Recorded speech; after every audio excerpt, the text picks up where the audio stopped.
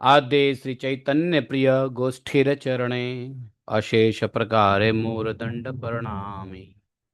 तवे बंदो श्री कृष्ण चैतन्य पह महेश्वर नवद्वीपे अवतार नाम विश्वम्भर। श्री चैतन्य नित्यानंद श्री अद्वैत पिता हरिगुरु वैष्णव भगवत गीता। नमो महावदन्याय कृष्ण प्रेम प्रदायते कृष्णाय कृष्ण चैतन्य नामने गौरी तुषे नमः। तो चैतन्य भागवत में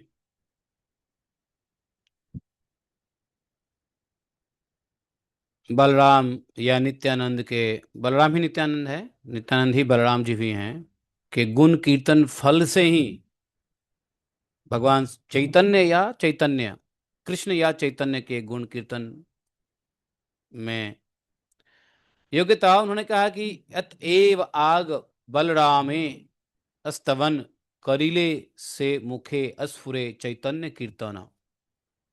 एतएव आगे बलरामेर स्तवन करिले से मुखे स्फुरे चैतन्य। इसलिए सर्वप्रथम श्री बलराम का स्तवन करने पर स्तवनकारी के मुख से श्री चैतन्य देव के कीर्तन के सुर होती है। यहां बताया कि देखो, चैतन्य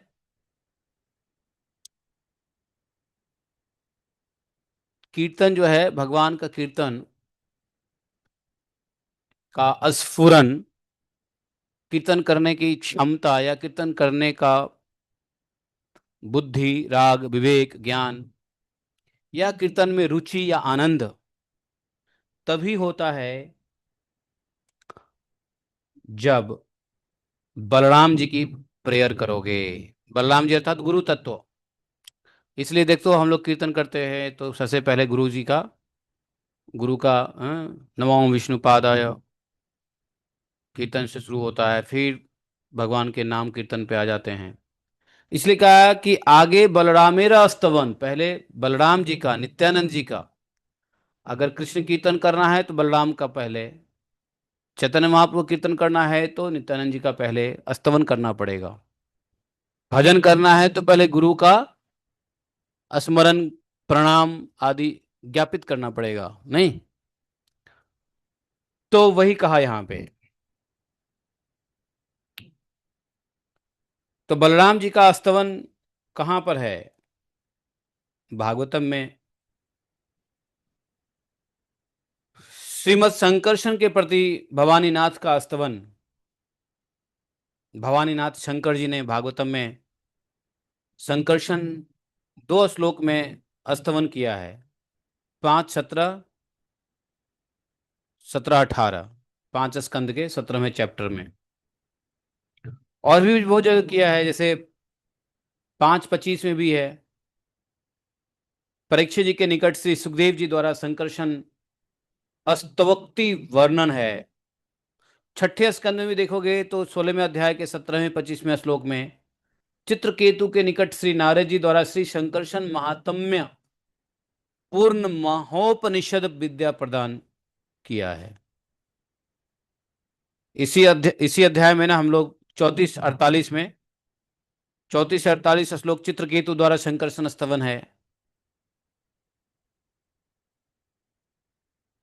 तो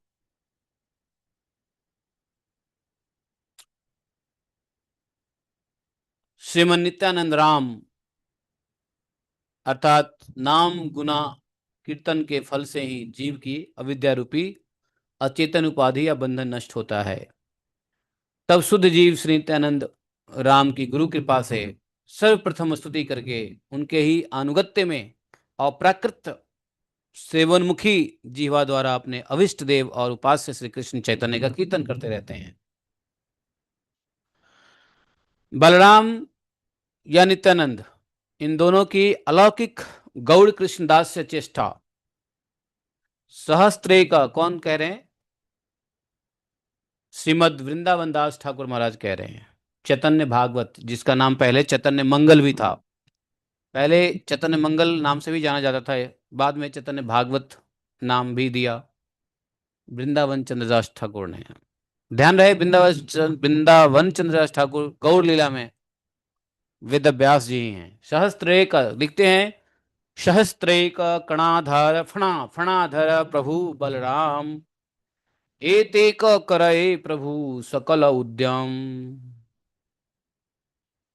तो बलराम सहस्त्र फणधारी है, सहस्त्रेक फणाधार, सहस्त्र सिर छंग सहिता, 1000 सिर वाले बलराम जी। उन प्रभु की जो कुछ क्रिया है वह सब स्वतंत्र रूप से चालित है। यमाहुरस्य स्थितिजन्म संयमम त्रिभिः विहीनम यमनंतम ऋषया। है संकर्षण भगवान के प्रति रुद्र का श्लोक। न वेद सिद्धार्थमिव क्वचित् स्थितं भूमिमंडलम मूर्ध सहस्त्र धामसु। अर्थात दिव्य दृष्टा ऋषिगण, जिनको विश्व की सृष्टि स्थिति प्रलय का कारण होने पर भी तीनों गुणों से रहित जानकर उन्हें अनंत नाम से पुकारते हैं, उन्हीं सहस्त्र फलारूप अनंत देव की अपने शरीर के एक स्थान पर एक सरसों के दाने के समान जो भूमंडल पर अवस्थित है, वह उनकी गणना में ही नहीं। उन्हीं भगवान, अर्थात भूमंडल किसी गणना में नहीं है, एक सरसों के दाने की तरह एक फन पे टिकाए हुए हैं। ऐसे उन्हीं भगवान अनंत देव की पूजा कौन नहीं करेगा? जो नहीं करेगा वो भगवत प्राप्ति नहीं कर सकता। देखो, परीक्षित जी के परीक्षित जी से सुखदेव गोस्वामी ने कहा था भागवतम में 5:25 के दूसरा श्लोक है, यत्सेदं क्षितिमंडलम भगवतो अनंत मूर्ते सहस्त्र शीर्ष एकस्मिन् एव शीर्षानि घ्रियमाणं सिद्धार्थय इव लक्ष्यते। क्या कहने का तात्पर्य था सुखदेव गोस्वामी का इस में कि वही सहस्त्र शीर्षा अनंत मूर्ति भगवान के एक फण पर स्थित होकर यह भूमंडल एक सरसों के दाने के समान दिखाई देता है।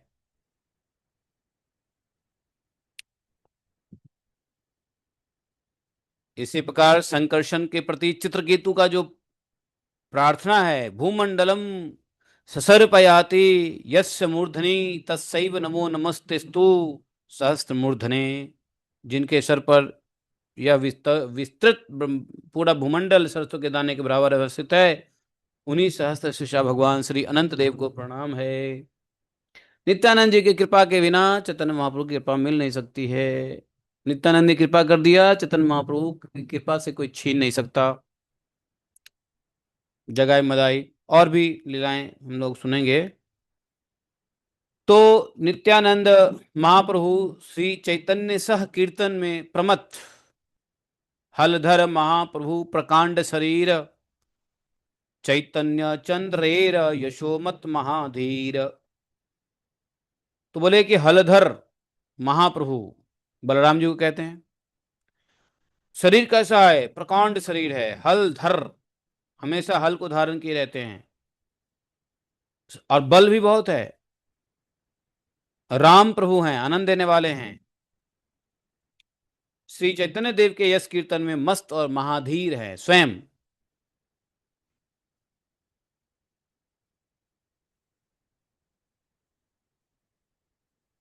तो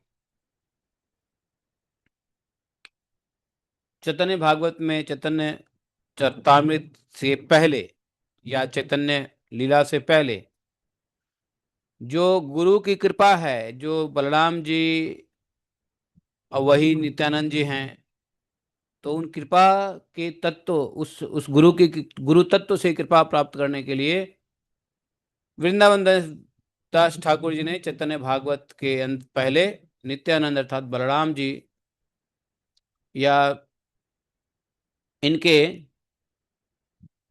महिमा का गुणगान किया है। चैतन्य भागवत में हर एक जगह पर चैतन्य श्रीमद् भागवत और गीता का ही उपदेश मिलता है। जहाँ कहाँ कहीं भी जाओ तो भागवत के ही श्लोकों के साथ उसका सपोर्ट है। तो भगवान चैतन्य महाप्रभु अभिन्न, उनके अभिन्न विषय विग्रह प्रभु श्रेष्ठ श्री नित्यानंद संकर्षण के शुद्ध श्रवण कीर्तनकारी के प्रति गौर कृष्ण का संतोष प्रकट होता है। तहारा चरित्र जेवा जने सुने गाए, श्री कृष्ण चैतन्य तारे राम स परम सहाय। तहारा चरित्र जेवा जोने, जेवा जोने सुने गाए, जो नित्यानंद प्रभु के चरित्र श्रवण और कीर्तन करते, श्री कृष्ण चैतन्य देव उनके परम सहायक होते हैं।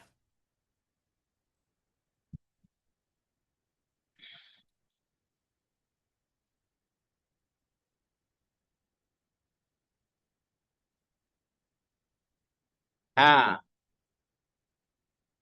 श्री शिव जी भी देखो, यहाँ तक कि महाप्रीत हय तारे महेश पार्वती, जीवाय स्फुरय तार शुद्ध सरस्वती।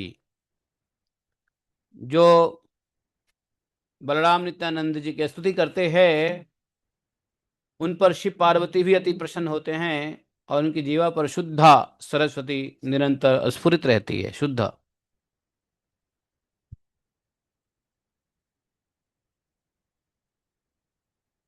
पार्वती प्रभु प्रभृति नव बुद्ध नारी लज्ज लंजा, संकर्षण पूजे शिव उपासक। या शिव जी भी पार्वती आदि 9 अरब नारियों के साथ उपासक होकर श्री शंकरसन की पूजा करते हैं।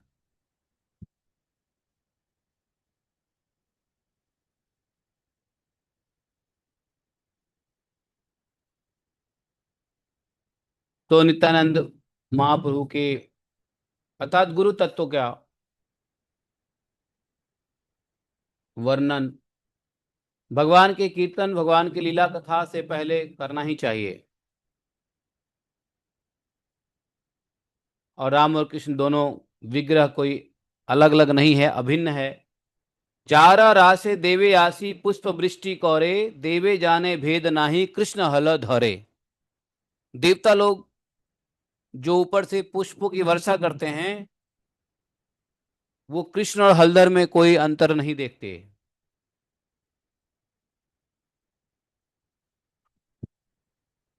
क्योंकि देवता जानते हैं कि कृष्ण बलराम में कोई भेद नाही। देवे जाने भेद नाही कृष्ण हल धरे, चारि वेदे गुप्त बलरामेर चरित, आमी की बोलीबो सब पुराने विदित। हम क्या बोलें, बलराम जी का चरित्र चारों वेद में भी गुप्त है। श्रीला वृंदावन दास ठाकुर कहते हैं कि जो पुराणों में स्पष्ट रूप से विदित है, मैं उसका क्या वर्णन करूं।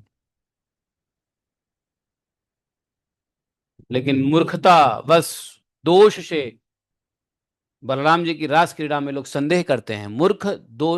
मूर्ख दोषे केह ना देखी पुराण, बलराम रास क्रीड़ा कौरे अप्रमाण। समझे? तो मूर्ख दोषे केह ना देखी पुराण, बलराम रास क्रीड़ा कौरे अप्रमाण।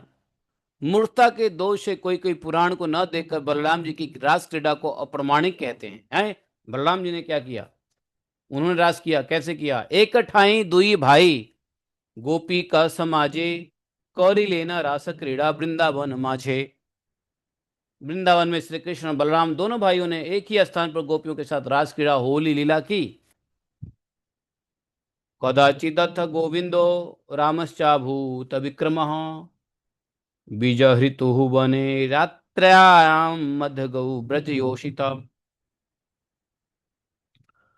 तो एक्चुअली वृंदावन चंद्रदास ठाकुर महाराज का शुरू में यह क्लियर कर देना है कि भाई राम कृष्ण कोई अलग नहीं है कि नहीं? और दोनों जब अलग नहीं है तो अलग देखना भी नहीं है। लेकिन चैतन्य महाप्रभु और कृष्ण लीला यदि समझनी है तो पहले बलराम जी का हमें कृपा प्राप्त करना पड़ेगा। तो बलराम जी का कृपा प्राप्त अर्थात गुरु, गुरु का भजन कर लिया, बलराम जी का भजन हो गया। गुरु का स्मरण कर लिया, बलराम जी का स्मरण हो गया, कि बलराम जी ही गुरु तत्व भी हैं, है कि नहीं। तो इसलिए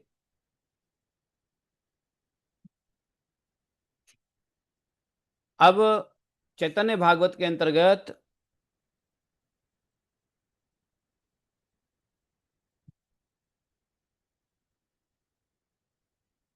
द्विज विप्र ब्राह्मण जेहे न नाम भेद, एक्चुअली मैं क्या कह रहा हूं आपको कि चैतन्य चरितामृत को एक कथा के रूप में तो कर ही रहे हैं, लेकिन कथा के रूप में कुछ क्या बोलते हैं जो डीप उसके आइडियोलॉजी है, ज्ञान है, उसको समझने के लिए चैतन्य भागवत के टर्म्स को समझना पड़ेगा। इसलिए चैतन्य चरितावली में चैतन्य महाप्रभु के जो साधारण लीला कथा है वो तो बता देते हैं, लेकिन उसके अंदर का भाव, उसके अंदर का ज्ञान, उसके अंदर के कहने का तात्पर्य ये चैतन्य भागवत से ही मिलेगा।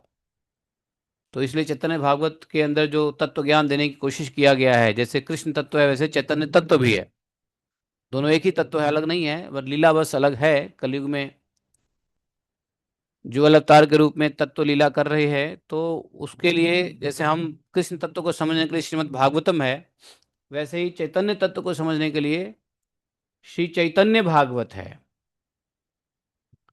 तो मैं सोचा कि तत्व को भी साथ में लेके चलें, और आज से तत्व को पहले पढ़ लेंगे और कथा को बाद में आस्वादन कर सकते हैं, क्योंकि तत्व के बिना कथा में डीप नहीं पहुंचोगे। गहराई तक पहुंचना है तो तत्व को भी समझना पड़ेगा, कथा को भी समझना पड़ेगा, नहीं तो साधारण कथा हो जाएगी बस। हाँ, चैतन्य महापुरुष थे, उनके पिताजी ये थे, उनके माताजी ये थे, उन्होंने ये लीला किया बस, लेकिन तत्व ज्ञान नहीं मिलेगा। तो तत्व ज्ञान के लिए चैतन्य भागवत को मैंने रियलाइज किया कि चैतन्य भागवत के अंदर में जो श्रीमद् वृंदावन दास ठाकुर महाराज जो कहना चाह रहे हैं उसको भी समझना चाहिए,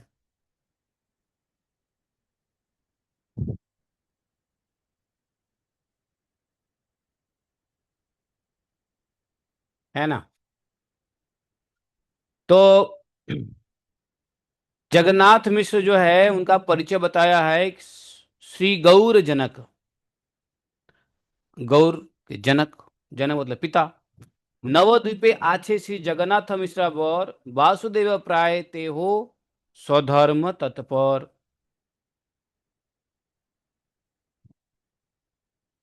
ये जगन्नाथ मिश्र का कंपेयर किसे किया? वसुदेव जी से किया। वसुदेव जी की तरह ही स्वधर्म परायण थे जगन्नाथ मिश्र। उसी तरीके से पत्नी का भी माता का भी,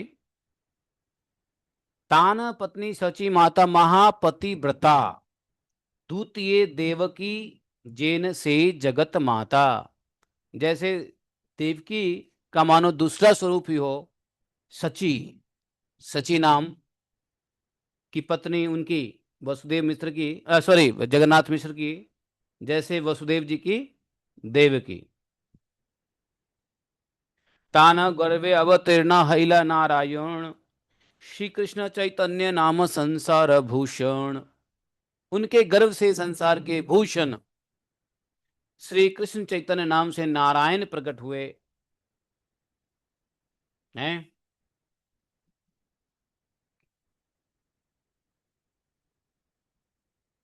आदि खंडे फाल्गुन पूर्णिमा शुभ दिने, अवतीर्ण हैला प्रभु निशाय ग्रहले। आदि खंड में श्रीमन महाप्रभु 1407 शकाब्द फाल्गुन पूर्णिमा तिथि की संध्या को चंद्रग्रहण के समय उनका आविर्भाव हुआ। हरि नाम मंगल उठिल चतुर्दिगे, जन्मिला ईश्वर संकीर्तन करी आगे।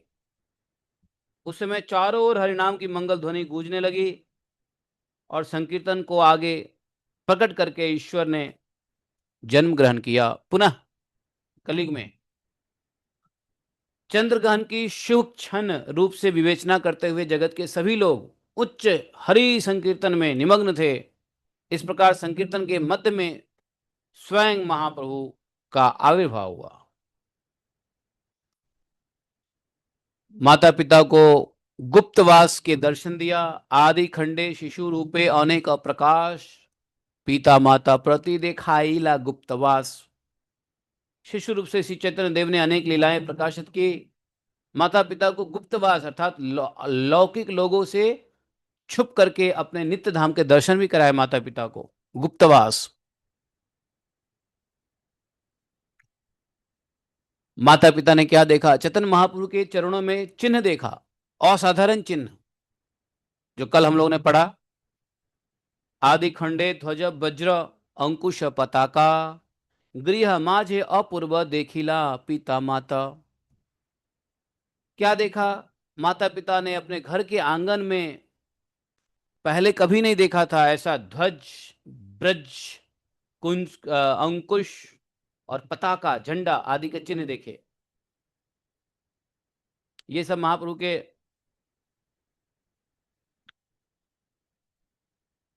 भगवान होने के चिन्ह थे। और जैसे भगवान को चोर ने किडनैप कर लिया, लेकिन फिर भगवान ने चोरों को भुलावा देकर अपने घर में ही वापस लौटा लाए। नहीं, चोर ले गए,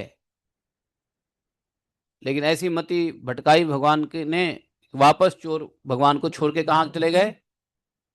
उनके ही घर पे। आदि खंडे प्रभु रे हरिया छिल चोरे, चोरे भांडाई या प्रभु आई ले न घड़े। ऐसा भुलावा दिया, चोरे भांडाइया, भांडाइया मतलब क्या होता? भ्रमित कर दिया। एकाद आदि खंडे जगदीश हिरनेर घड़े, नैवेद्य खाईला प्रभु श्री हरि वासरे। चैतन्य महाप्रभु ने जगदीश और हिरण्य नामक भक्तों के घर श्री हरिवासर अर्थात एकादशी के दिन नैवेद्य ग्रहण किया।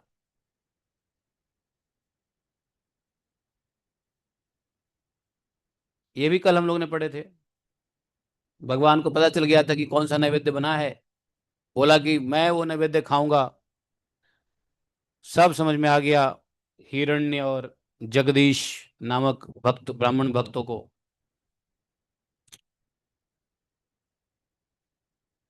उसके बाद रोने के छल से सबको हरि कीर्तन भी कराते थे। भगवान रोते थे इसलिए कि सब कीर्तन करें।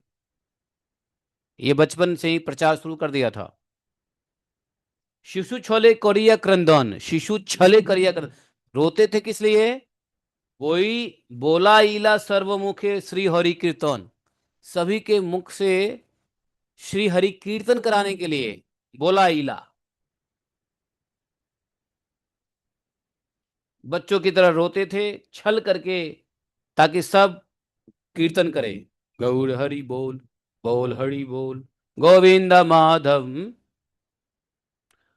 तो ये जो कीर्तन है वो भगवान क्रंदन करके करवाते और फिर चुप भी हो जाते। आदि खंडे लोक वर्जय हांडीरा सने, बसिया माहिर तत्व कहिला आपने। हांडिया के आसन पर बैठकर माता को तत्व ज्ञान का उपदेश उपदेश दिया। हांडियों हांडियों के आसन, हांडी समझते हो? बर्तन को उल्टा कर दिया, उसी पे बैठ गए महाप्रभु और माता को तत्व ज्ञान का उपदेश किया।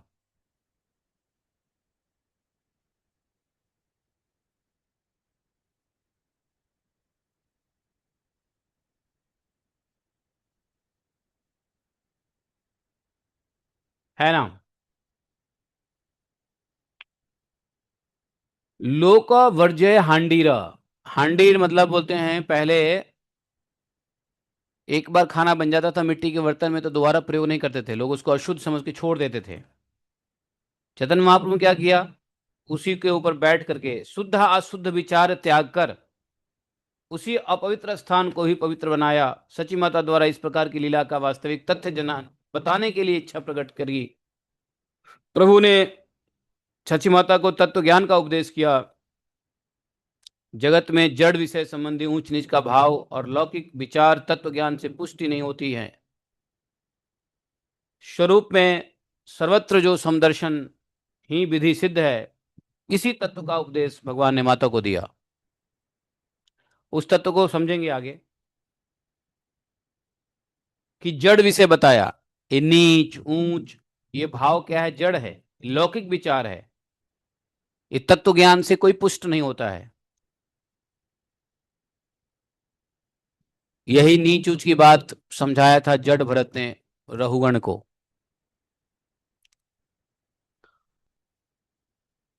गौरांगेरा चापल्य अपार शिशुगण संगे जेन गोकुल बिहार।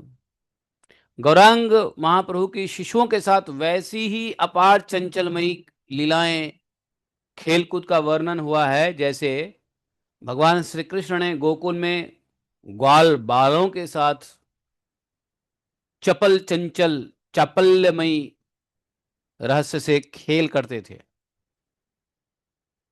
अंतर नहीं। आदि खंडे करी लेना आरंभ पीरिते पढ़ते अल्प अध्यापक हिला सकल शास्त्रेते।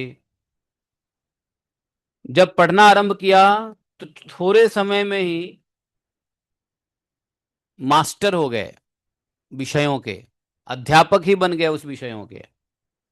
अल्पे अध्यापक हिला सकल शास्त्रेते, सभी शास्त्रों के वो मान लो स्टूडेंट ही नहीं टीचर बन गए जब पढ़ना आरंभ किया, विद्या आरंभ किया। शुरू में तो उन्होंने नहीं पढ़ने का बड़ा नाटक किया। माता पिता स्लेट, पिताजी स्लेट देते, वो स्लेट पे ऐसे ऐसे कुछ लाइन बनाते, अपने शरीर पे लगाते, त्रिपुंड चंदन बनाते या ऊर्ध्वपुंड चंदन बनाते, नाटक करते। लेकिन जब शास्त्र अध्ययन के लिए जब गुरु के पास गए, गुरु पाठशाला में, तो पाठशाला कौन सी थी, क्या नाम था पाठशाला, कौन था, अद्वैत पाठशाला। जिन्होंने भगवान को आविर्भूत करने के लिए प्रार्थना किया था, उन्हीं के पाठशाला में चैतन्य महाप्रभु गए थे। ये हम लोग आज कथा में करेंगे। अभी थोड़ा सा चैतन्य भागवत के तत्व को समझो। तो थोड़े समय में ही चैतन्य महाप्रभु बड़े विद्वान हो गए। पहले थोड़ा ब्रीफ है, उसके बाद तत्व के साथ आगे वर्णन करेंगे। तो फिर ये कथा होती रहेगी। आज तत्व विचार में चैतन्य भागवत में यहीं पर रुक जाते हैं। श्री चैतन्य नित्यानंद श्री अद्वैत सीता हरि गुरु वैष्णव भगवत गीता। चैतन्य महाप्रभु की जय। यहीं पे रुक जाते हैं आज, और चैतन्य भागवत की जो तत्व ज्ञान लीला है वो हम लोग आगे पढ़ेंगे। और भगवान की जो, ठीक है, गौड़ाय गौरचंद्राय राधिकाय तदालय कृष्णाय कृष्ण भक्ताय तद्भक्ताय नमो नमः। नमो महावदन्याय कृष्ण प्रेम प्रदायते कृष्णाय कृष्ण चैतन्य नामने गौरी तुषे नमः। नमो ब्राह्मण्य देवाय गो ब्रह्मण हिताय च जगदिताय कृष्णाय गोविंदाय नमो नमः। हरे कृष्णा। तो चैतन्य भागवत में इतना ही। फिर पुनः मिलते हैं शाम को। जय श्री राधे। धन्यवाद।